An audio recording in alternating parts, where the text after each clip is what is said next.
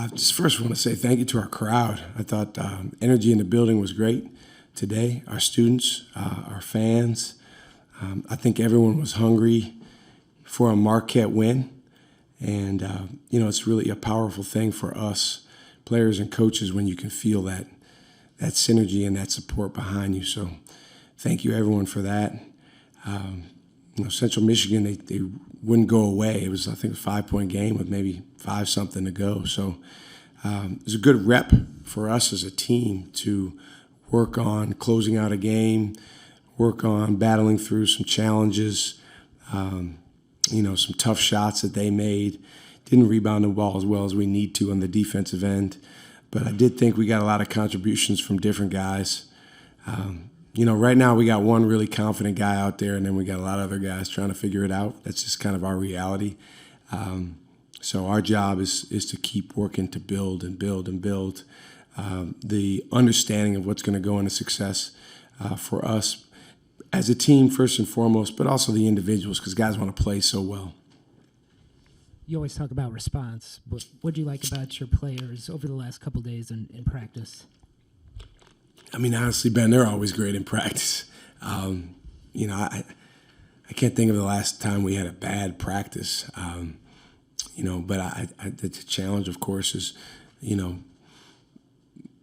carrying over to the game all the little details, because there's a lot of game adversity that occurs. And, in those last couple games, I didn't think we handled the game adversity great. And then all of a sudden, some of the things that you work on in practice, it's like, guys, where is that? We talked about that. But it's definitely harder than it looks, particularly for younger guys, but it's something we got to keep working at.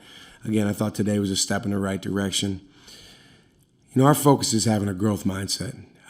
In this day and age, there's so many forces that try to push to the opposite of that. The opposite of that's a fixed mindset, which says whatever happened last, that's who you are. It's not going to change. You're either, the best thing since sliced bread, or you're the worst player of all time, or the worst team of all time.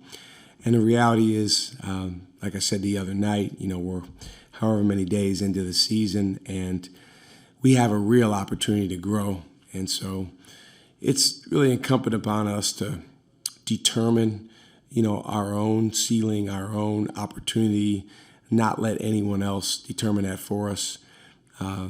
There was somebody on social media that messaged one of our guys to kill himself after the last game. And, literally we talked about it as a team, and we said, that's a good example of the opposite of the way we want to approach things. Like, we want to be the opposite of that. So we can't control, obviously, things like that, but we can control our response. You got everybody out there in the first half, including Josh and Mike. Like, what were you looking for in the combinations, and what did you see? Well, those two guys, they have the chance to be really, really good players over the long term here. And they're getting better and better in practice. There's moments in games with young players sometimes where the game is above the player in that moment. And that's a humbling thing as a player. It's a humbling thing as a coach. I did think that both of them could go in and give us contributions today, and they did. I thought Mike's energy was really good. I think in every game that he's played, he's had a good plus-minus. So for whatever reason, he's impacted that 5 when he's on the floor. Even though he didn't make a basket, he's impacted the team in a positive way. Josh Clark, clearly his best basketball is ahead of him. We took him as a long-term guy, and he did a good job redshirting last year. But this is a whole new world where he can go in the game. But he is 7 feet, and he's got some really good tools to him.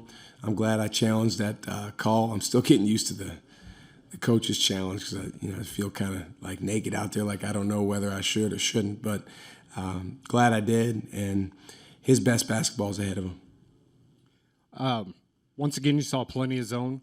It seemed like the paint touches were up, points in the paint, probably the highest on the season. I didn't go back and check. Was that a focus in practice this week, or is that more of growing and learning to adjust to what you're given? It's been a point of emphasis. We want to get the ball in the paint.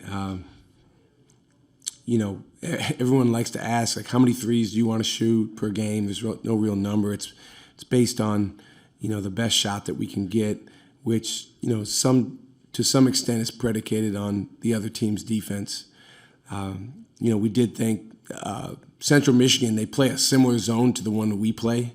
So for our guys, it was actually somewhat familiar just because we play against it in practice relative to some of the other funky stuff that we've seen earlier this year. But I thought our guys, especially Chase and NJ, did a good job even against zone, finding a way to get into the paint and then making good passes. We got high-quality looks from outside, made a third of them. Still like to get our percentages up, and I think we will in time. But I thought our guys shared the ball well. Central Michigan were running a very high-octane offense in that first 5 or 10 minutes or so, and a lot of shots were going in. What were some of the adjustments that you guys talked about, whether at halftime or going into that ending portion of the game, that you really think helped you capitalize the most? Well, at the first media, I believe it was, I told the guys in the timeout, I said, guys, the good news is we're on pace to score 100 points. The bad news is so are they. And with a team like that, they were making some tough shots, but they also kind of had a rhythm about them and some confidence driving the ball. You have to put your chest on them earlier.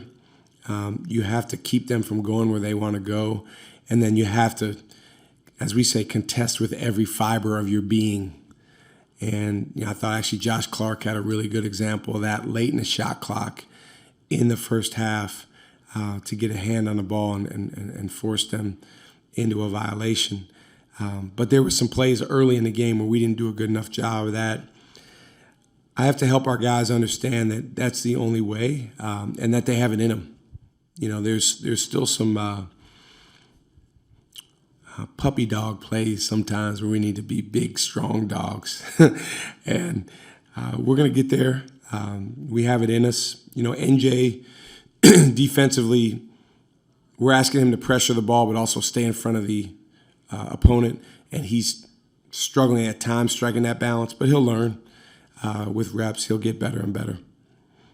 With Chase having the ball in his hands and creating shots for himself and others, how have you seen him gain better command of that? Well, he's playing with more confidence. He's always been a guy that's been really good blending with Tyler and Cam and Oso and kind of attacking after they create a play or create a closeout. And now, particularly with Sean Jones out, we really, really need him handling the ball quite a bit. I think that when he keeps it simple but really, really aggressive, that's when he's at his best. When he tries to do a little bit too much, like the cross-court pass he got got intercepted, that's when he can get himself in trouble. He plays really, really hard, so there's a level of fatigue that comes in. Sometimes he makes fatigued mistakes, but the reality is right now, and again, particularly with Sean out, we can't afford to have Chase out for too long, and we've got to get better as a team winning those minutes when he is out. That's it, thanks. You guys have a good Thanksgiving.